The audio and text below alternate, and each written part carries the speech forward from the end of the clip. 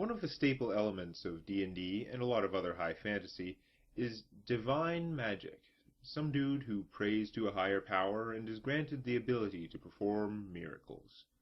But sometimes there's more than one higher power, and almost always a lower one. This is the basics on the gods. The 3rd edition Player's Handbook lists about 19 different gods you can worship. The Monster's Manual mentions one for almost every humanoid race. Why do dwarves, gnomes, lizardmen, kuo-toa, gnolls, bugbears, and kobolds all have their own specific gods? What do they all do? What are they even for? TDDC's custom setting throws all that aside. We have a pantheon of about a dozen gods, most of them pretty familiar to D&D players. Many cultures or races in this world have their own names and images of the gods, but if you look at all the legends and myths, they tend to line up pretty closely, allowing theologians to say with certainty that these groups are worshipping the same divine entities. Most people worship several gods in a very Greco-Roman sort of multi-theism. Whatever is important in your life, you're likely to give some devotion to a patron who is appropriate to the task, and most priests perform ceremonies for multiple deities. Now, your divine spellcasters, like the cleric or druid classes, are typically devoted to only one god, but even they aren't monotheistic in the way we think of it. In this setting, anyone who believes in only one god, or none, is either insane or lives a very sheltered and ignorant life. For example, one of the most powerful gods is Larathal, a god of weather and harvests. He's powerful because farmers of all races pray to him in the spring and at harvest time, as do sailors and many other travelers when they are on the seas or the roads, hoping for good weather. That said, Larathal is one of the least engaged gods. His primary agenda is to maintain the balance. Not necessarily the balance between good and evil, but just the way things are meant to be. The name Larathal was given to him by the elves or Eladrin at the dawn of the world. The kuo-toa call him Lochmal, and he's important to them too, as he shares domain over storms and therefore the seas with their own patron deity, Blibal. That means that if Blibal wishes to create a tidal wave or to supernaturally sink a ship, she has to spend effort to do so, contesting Larathal's will. The main gods that mortals are concerned with are Sirius, protection and justice, Marduk, battle and heroism, Muradin, creativity and renewal, Larathal, weather and harvests, Dialia, nature and love, Delvash, greed, hatred and tyranny, and Blibal, slaughter, storms, and the depths. They each have many aspects. I'm only listing those they are best known for, though I should note there isn't a god for everything. Many things, but not everything. Now, in addition, there are several more distant gods, of whom less is known. They interact very little with mortals, at least not directly. There is Amara, heaven and dreams, and Asmodeus, hell and nightmares, both of whose realms are accessible to mortals only in death or in sleep.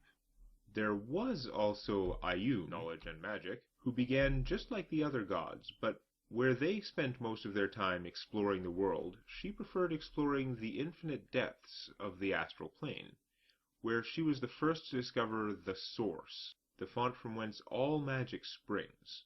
The final deity of note, Vecna, secrets lies in the undead, learned of Iyun's discovery, but rather than follow her directly, he spent decades to gather unto himself all the knowledge and power he could draw from the world, until he was ready to confront and crush her. And so, Vecna and Iyun became locked in a battle for control of the Source.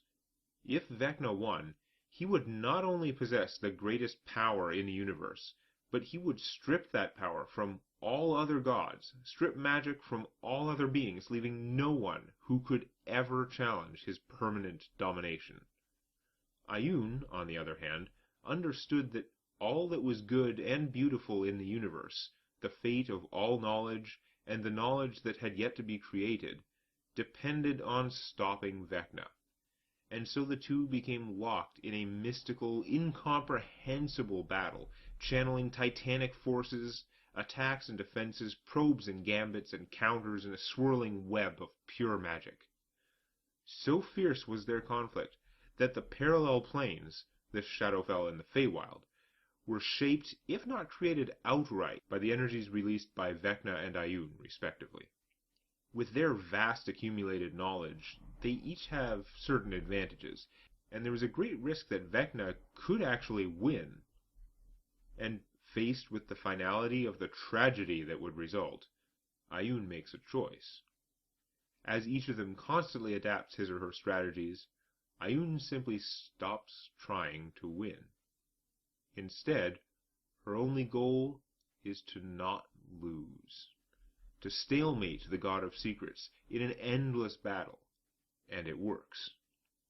So far it has worked, and continues to work, partly because continuation is easier to achieve than total control of the source. But more importantly, it works because Vecna can never accept that his opponent would not seek outright victory. The longer she delays and decoys and avoids the false openings that he presents to her, the more Ioun convinces Vecna that she is only biding her time, a centuries-long bluff seeking to trick him into lowering his guard, to making a mistake. Because what matters a century or 10 compared to ruling for eternity?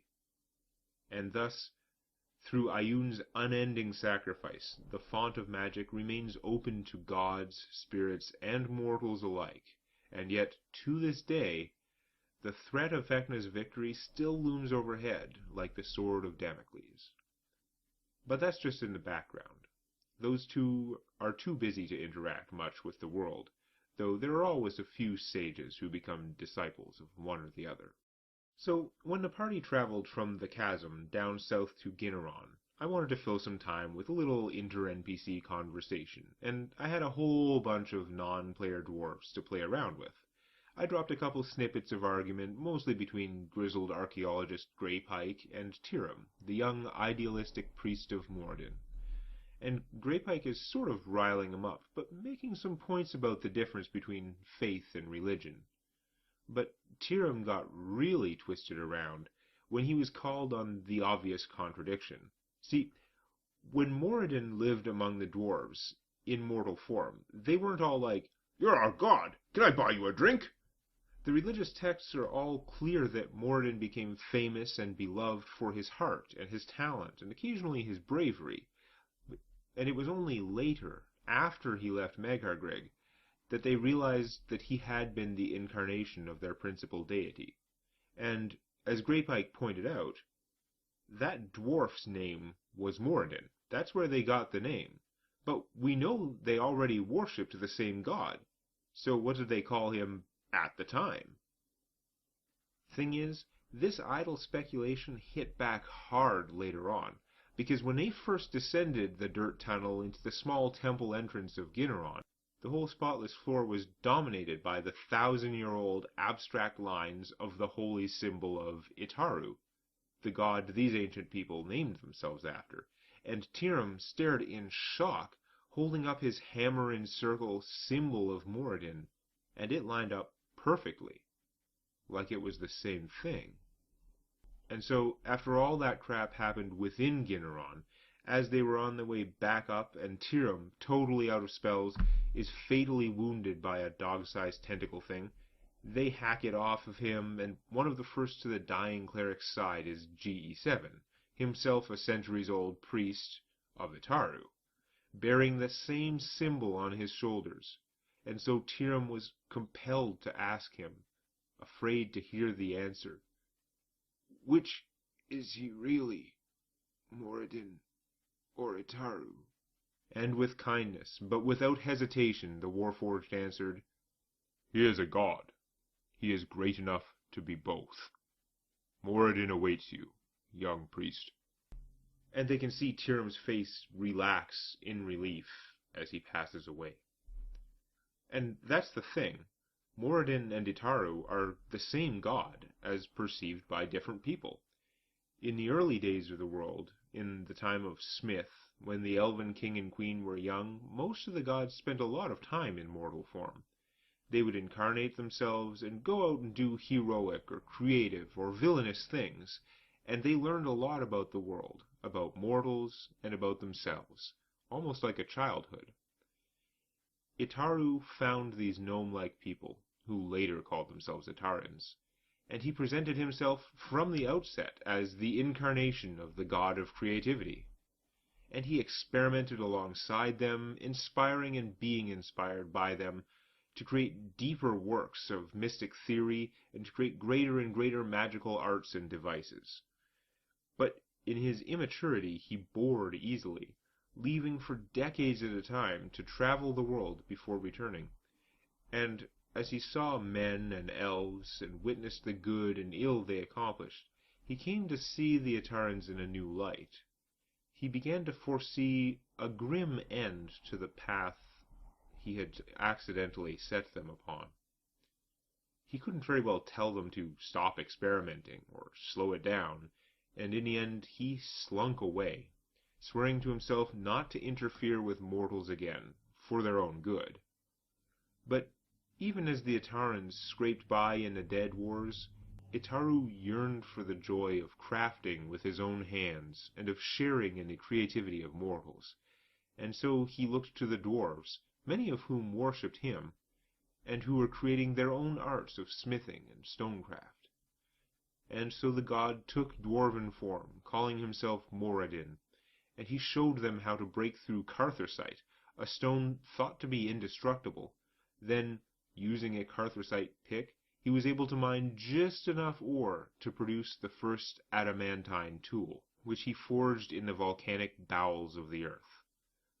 No one can say if he did so with true mortal hands, or if he cheated a little, but once they had an adamant tool, the dwarves could now mine that ore themselves, and Moradin taught them to smelt this strongest of metals. So after all that, this is a serious question. What is a god? What makes them a god? Though I'm not going to talk too much about them here, there are also animistic spirits found all throughout the world. Spirits vary tremendously in power, from the lingering soul of a repentant warlord who protects an entire nation, all the way down to a mouse spirit with the powers of a mouse. Some are anchored to a specific location or object, like a rock or a river. Others can roam freely. Some are nigh invulnerable. Others can be beat up, weakened and diminished to the point that they can no longer affect our world, though a part of them will still exist on the astral plane, and that part can never be destroyed, just like the gods themselves. Asterisk. So what differentiates a god from just a powerful spirit? Well, technically, the least of the true gods is more powerful than even the strongest of spirits, but that's not a definition. I mean, you're still just choosing where to draw the line. Is Pluto a planet, or just a big fat rock? But the true difference between a god and some other spirit is the dual nature of gods. Each god has a form of personality that is pretty recognizable to us. They have some kind of emotions and desires. They can learn new things and retain that knowledge. It seems that when they take mortal form, much of that knowledge is locked away from them until they die or decide to return to normal. But a god has another level of awareness tied to their spheres of influence, and within each sphere of influence, they are both omniscient and not. For example, the evil Delvash has dominion over greed. This means every single time any being is faced with temptation, in fact, with any kind of decision at all, Delvash's will can nudge them towards the more selfish or self-serving course of action. Other gods are almost certainly nudging them in different directions at the same time, and of course each of those is only a faint voice whispering to the being's own free will, a subtle, subconscious influence. But the thing is, each of these interactions plays out as though the god were exerting their will on the situation. But the main part of the god, the personality, has no knowledge of each interaction, Every drop of water in the sky or ocean is being acted upon by both Blibal and Larathal at all times, but they don't see or remember these interactions. Say a rogue is faced with a difficult choice, to take the money and run, or to go back and risk her life to save her friends. Delvash whispers to her soul, adding to her own gut instinct to escape with the loot. But say, instead of cash, the rogue held an artifact which could endanger some scheme of the evil god. In this case, Delvash pushes her to go back and save her friends, hoping she will fail and die, and leave the artifact where she falls. This would happen even if Delvash had never heard of this rogue or of this artifact.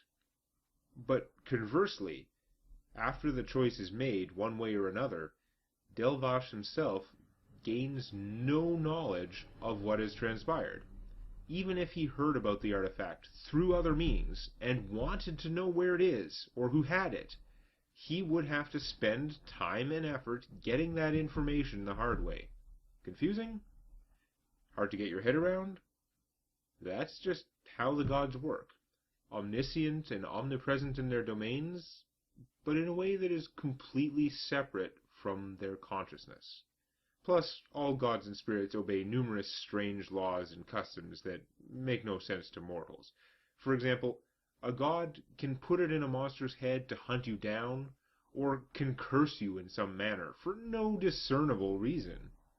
But even if you are on the verge of destroying all their plans, a god cannot just teleport over and gank you.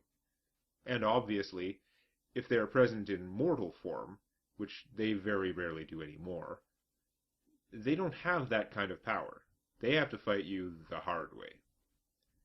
Side note, each god has a physical sanctum located somewhere in the world, though some are located in the Feywild or the Shadowfell.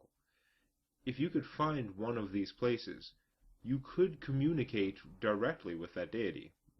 They might even physically appear before you, or smite you. Or, theoretically, you could kill them. They would eventually reform, of course. You can't just kill a god. Asterisk. But there would likely be severe global consequences for years or decades at the least. That's a little window into the gods of Tales from my D&D campaign. I hope you found it interesting and or entertaining in some fashion. Hit like and subscribe to my Twitter. You know you want to.